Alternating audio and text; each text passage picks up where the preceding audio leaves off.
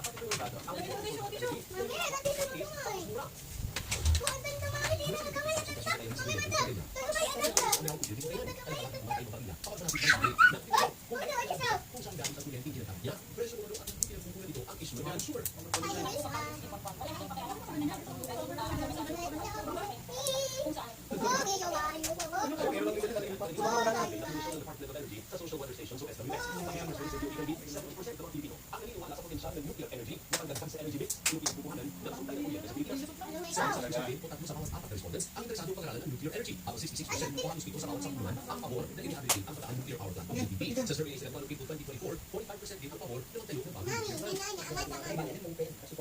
plant. Samantala, kulang ng Grupo Power for People Coalition sa resulta ng survey, sumunod ang grupo sa tanggapan ng Meralco para iprotesta ang mga nasili sa kuryente. Renewable energy, increasing yung energy ang lakaan ng pagsusunod ng polo nuclear.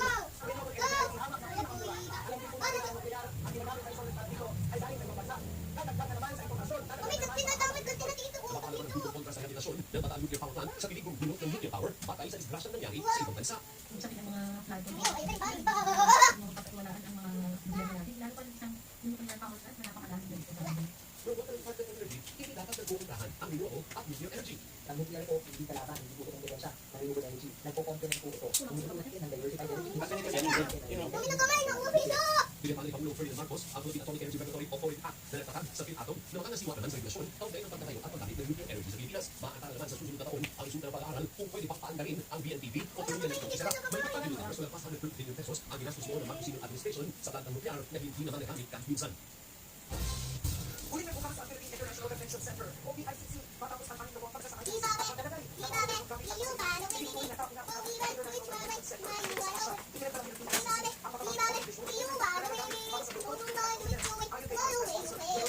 Nilagyan na rin ang bawat titulo na nagdamit ng red balls sa kanyang talumpati. Tinulong ang reservation ng ICC. Binigyan po galing ng pangkulang sa Araneta Marcos sa pagkulang ng Convention Center.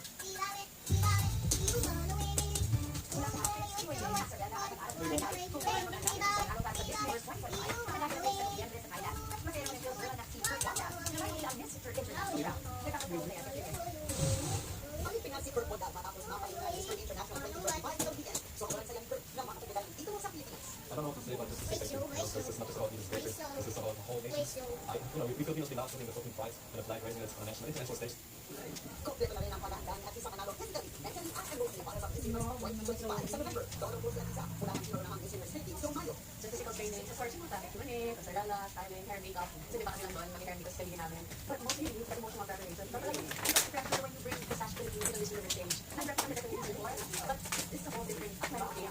Bukod sa training ng sports na sila ang kapatid na nakakapit sa Miss Philippines. So,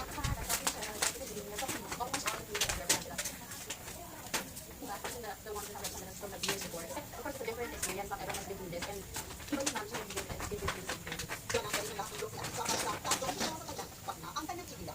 Ang outfit na yun. Ang lindo. Do you hear that? I think mga 60. They're hands-on with my eating answer na turn out. So are you eating down for this? Are they ready? Sleepers, sorry, hindi ko naging sleepers. But if you're gonna do Ha? May sleepers mo? already on Saturday. Hindi dyan na.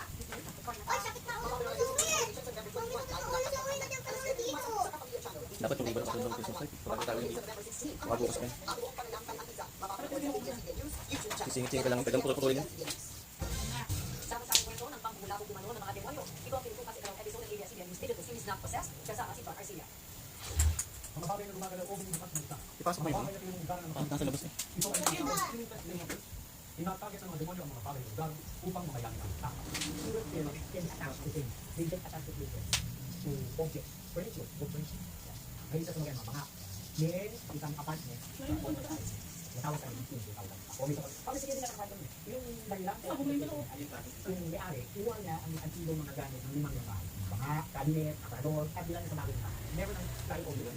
Yung sa kanila, and they show the pictures of objects na nakakalat sa floor, sila sa alta na nakilag, kung saan ako sa kaya nabalan. Hindi mo sa pinatawag. Pero ang gusto yung isang, it's like an ordinary people to ay nandun sa bedroom. Habang nagbabasa, bilang mayroong itak na from nowhere sa ceiling, ay nag-materialize, bilang bumagsak sa harapan natin. Mga kapityo kong biglang ng lugar ng tao. Sa ibaba, lagyan mo ng malaki. Ito ang proses. Mga tunay na kwento mula sa mga Pilipino record. Abangan po mamaya ang Possessed, yung story of the Francis, pagkatapos ang TV control sa ABS-CBN News YouTube channel. Susunod, parang nagawa sa mga kakakong ko subay, ibinida ng Victor ng Northern Summer. Yan ang iba pang maganda sa pagpapalik ng TV Patrol.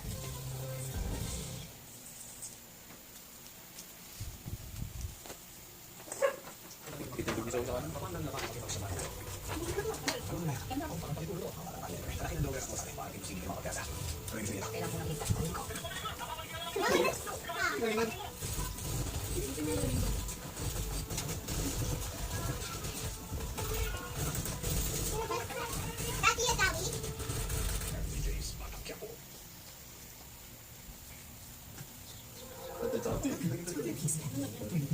Kumusta na ang preparations? Kompleto na ang 200 pesos na flyer roka.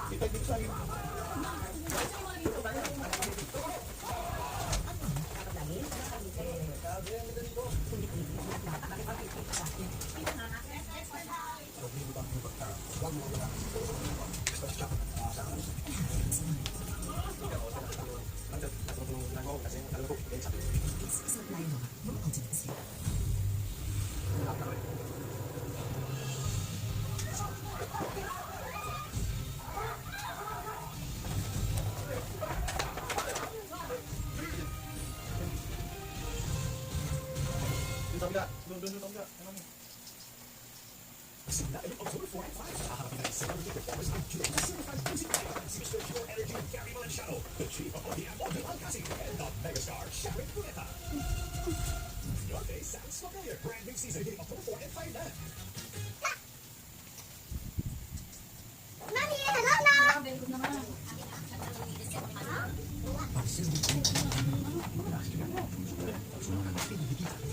Mati na na, Joey. Ano na? Wait ka, wait ka, Joey.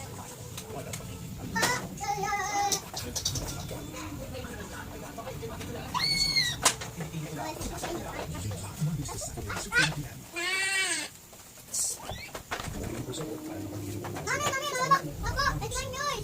Wait, tapilan na.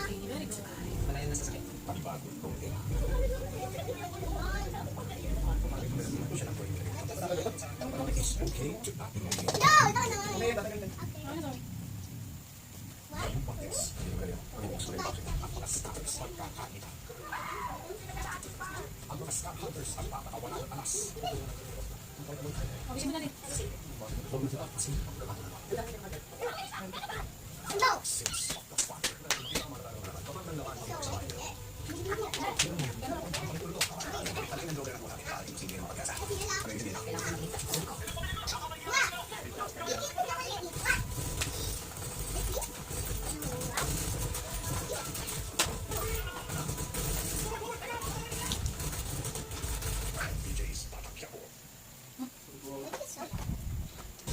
Nagsuwili ang defensing ni dating Pangulong Rodrigo Duterte na dagdag na medical records para suportahan ang kahilingan ng subensyon ng pagdinig at proseso ay si ICT.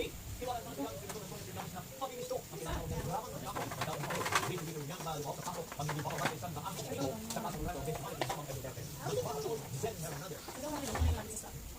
Ilang medical records mula sa Bureau of Psychologist National ng ICC Detention Center. Oh, no. May problema sa memorya si dating Pangulong Rodrigo Duterte. Ayon yan sa defense lawyer na si Nicolas Sama sa pinakabagong submission ng depensa, bagamat hindi pa malinaw kung gaano kalala ang kondisyon. Subahan naman ng findings ng pagbubuo ng Henry Hoffman, dapat pagbigyan ang kanilang mga hiling na indefinite adjournment ng ICC proceedings o suspensyon ng pagdinig at legal na proseso, pati na ang interim release o kasamagalang paglaya batay sa umanong pangalanan ng kanilang sumaklalim sa communities ng dating Pangulo. Para kay dating Senador Antonio Trillanes, delaying tactics lang ang mga ito dahil alam umano ng depensa na maraming nagis o resibo laban sa dating Pangulo. Isa si Trillanes ang mga nagkain ng reklamo sa ICC na kasalanan ng Pangulo ng 2017 para susugan ang naunang reklamo crimes against humanity na inihain ni Atty. Jude Sabio. Mga witnesses din sa actual incident, may mga participants, mga napag-utusan, meron mga mag-attest to the security documents, hindi ko ba? Tandaan? Sila ko. Tapos bigay yung mga dokumento, bigong pagna, mga dokumentong labas. Ano kaya naamibay naman ginagawa? Please.